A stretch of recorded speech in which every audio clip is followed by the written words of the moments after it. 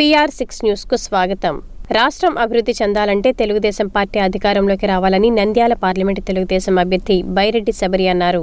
ఆదివారం మండల కేంద్రమైన పాములపాడులో Telugu Desam party, BJP party, Janasena party కార్యకర్తల పరిచయ కార్యక్రమంలో పాల్గొన్నారు. ఈ సందర్భంగా ఆమె మాట్లాడుతూ రాష్ట్రంలో అవినీతి పాలన సాగుతోందని, అవినీతి పాలన పోయి ప్రజాపాలన రావాలంటే చంద్రబాబు నాయుడు ముఖ్యమంత్రి కావాలని అన్నారు. పాములపాడు మండల ప్రజలు తెలుగుదేశం పార్టీ నుంచి ఆదరించి అభ్యర్థులను అత్యధిక మెజార్టీతో గెలిపించాలని కోరారు. ఈ కార్యక్రమంలో మాజీ MLA Byreddy Rajasekhar Reddy, Nandikotkur Telugu Desam party MLA అభ్యర్థి కె సూర్య, బీజేపీ నాయకులు చెల్లా దామోదర్ రెడ్డి, లోకేష్, జనసేన నాయకులు రాము, టీడీపీ నాయకులు మహేష్ నాయుడు, ఎల్లయ్య, పిట్టకంగాల మాజీ సర్పంచ్ హరిప్రసాద్, మండల టీడీపీ నాయకులు, బీజేపీ నాయకులు, జనసేన పార్టీ నాయకులు, కార్యకర్తలు పాల్గొన్నారు. 5 సంవత్సరాల పాలన ఎట్లా ఉంది? ఎవరికైనా మేలు జరిగిందా? రైతులకు మేలు జరిగిందా? యువతకు మేలు జరిగిందా? మహిళలకు మేలు జరిగిందా? ఎవరికి మేలు జరిగిందయ్యా అంటే పాపం వైసీపీ నాయకులకు తప్ప ఇంకెవ్వరికి. ఆయన అంటాడు జగన్మోహన్ రెడ్డి గారు, నిన్న మా ఎమ్మెల్యేలంతా పేదవాళ్ళు, ఎంపీలంతా పేదవాళ్ళు, నేను కూడా పేదవాడిని అని అంటాడు. మరి జగన్మోహన్ రెడ్డి గారు పేదవాడంటే ఇంకా మనం అంతా ఏమనుకోవాలా? ఈరోజు ఎమ్మెల్యేలు, ఎంపీలు రోజుకి లక్షలు సంపాదిస్తున్నారు, వాళ్ళు పేదవాళ్ళు అంట. నందికొట్కూరులో ఏదైనా అభివృద్ధి జరిగిందంటే అది బైరెడ్డి రాజశేఖర్ రెడ్డి గారి హయాంలో జరిగింది తప్ప మన పాములపాడులో కొన్ని ఏళ్ల క్రితం సర్పంచ్ కురువ ఐలమ్మ గారు అనుకుంటా, ఎల్లమ్మ గారు అనుకుంటా, లేదు ఎల్లయ్య అని అంటున్నారు కానీ ఆయన భార్య సర్పంచ్ నాకు తెలిసి ఇక్కడ పాములపాడు. ఆమె సర్పంచ్ ఉన్నప్పుడు ఇక్కడ నీటి సమస్య ఉండేది, అసలు చుక్క నీళ్లు లేకుండా. కానీ ఈ రోజు నీళ్లు పాములపాడు, ఇక్కడ పాములపాడులో నీళ్లు ఉన్నాయంటే తెలంగాణ నుండి పైప్ లైన్ వేసిన ఘనత బైరెడ్డి రాజశేఖర్ రెడ్డి గారు. అట్లాగే మరి ఇప్పుడు కొత్తగా ఎవరో దిగినారు, దుబాయ్ నుంచి దిగినాడంట ఆయన. ఈడ ఎవ్వరు లేరనా వైసీపీ పార్టీలో వాళ్ళకు. ఆడ ఎక్కడో దుబాయ్ లో ఉంటాడంట, ఇంజక్షన్లు ఓడుస్తాడంట. ఇంజక్షన్లు ఓడిస్తే వెంటనే నొప్పి తగ్గుతుందంట 2 రోజులకు, మళ్ళా 3వ రోజు కాళ్ళు కూడా తీసేయాల్సి వస్తుందంట. ఆయనను తీసుకొచ్చినారు. కొంచెమన్నా రోషం ఉందా వైసీపీ నాయకులకు? ఇక్కడ నాయకులు అనే వాళ్ళు లేరా? ఇక్కడ ఉన్న వాళ్ళను ఎమ్మెల్యే క్యాండిడేట్ గా డిక్లేర్ చేసుకోలేరా? పాపం ఉన్న ఎమ్మెల్యేని పాపం అవమానించి పంపించేసి ఇక్కడ ఉన్న నాయకులు మళ్ళా నేను ఎక్కడ వస్తానో, ఎక్కడ మళ్ళా ఓటు అడుగుతానో అని చెప్పి నా పైన కేసులు పెట్టి ఆఖరికి పోలీసులతో కొట్టించి, నేను ఎప్పుడు భయపడలేదు కేసులకు. ఎందుకంటే ఉన్న బ్లడ్ ఏంది, బైరెడ్డి బ్లడ్. ఎన్నడూ భయపడలేదు. నేను జిల్లా అధ్యక్షులుగా చేశాను, యూత్ వింగ్ కి జనరల్ సెక్రటరీగా చేశాను. ఇక్కడ ఉన్న సమస్యల గురించి కూడా నేను మాట్లాడాను. ఈరోజు యువత పాపం ఆయన మాట్లాడుతున్నాడు, నిరుద్యోగ సమస్య ఉంది. ఇక్కడ చాలా మంది, నాకు తెలిసి 50% యువతనే ఉన్నారు. ఏమన్నారు అన్నాడు జగన్మోహన్ రెడ్డి గారు?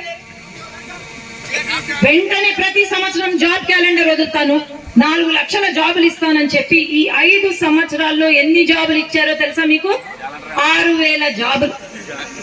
6,000 జాబులు ఒక్కసారి వదిలి జాబ్ క్యాలెండర్. ఇంకా మిగతా అంతా లక్షలు వాలంటీర్ జాబులని చూపిస్తున్నారు.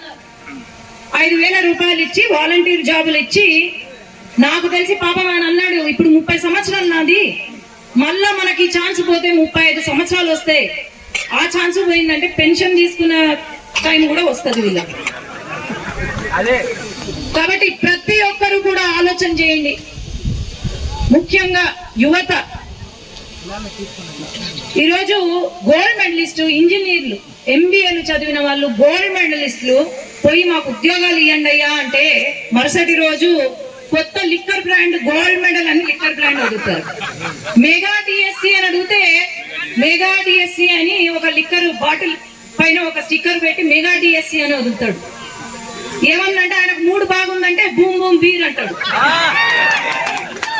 ఇది కేవలం మద్యపాన నిషేధం అని ఆ రోజు చెప్పి మద్యం పైనే ఈ రోజు మన రాష్ట్రాన్ని నడుపుతున్నాడు.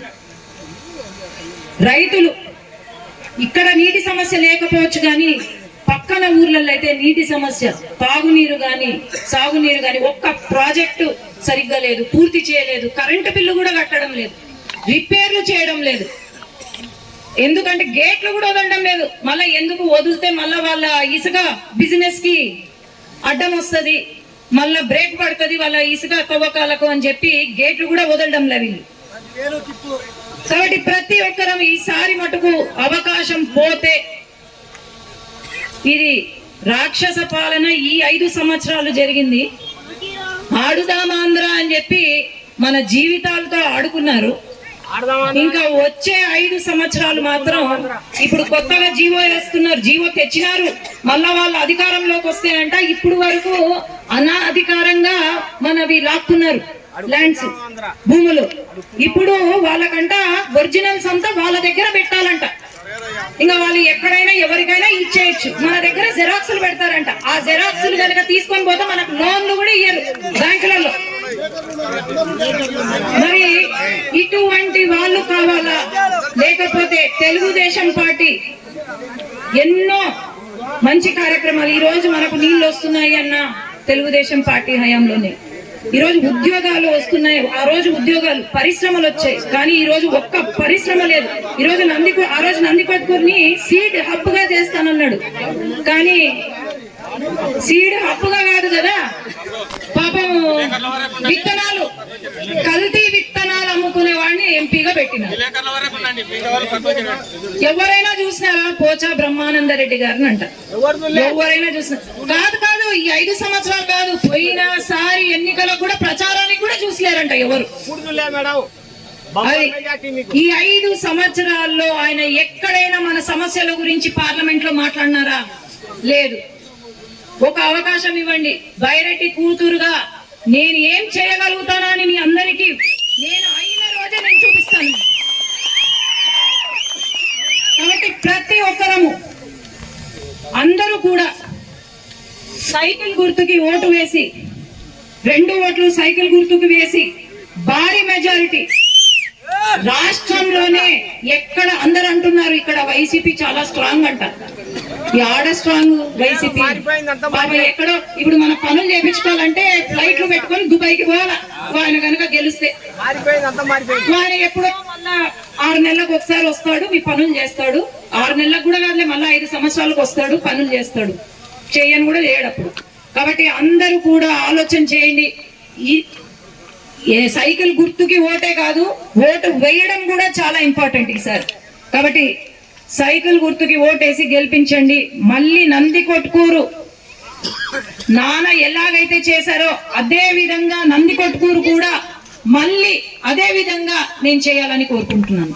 ధన్యవాదాలు.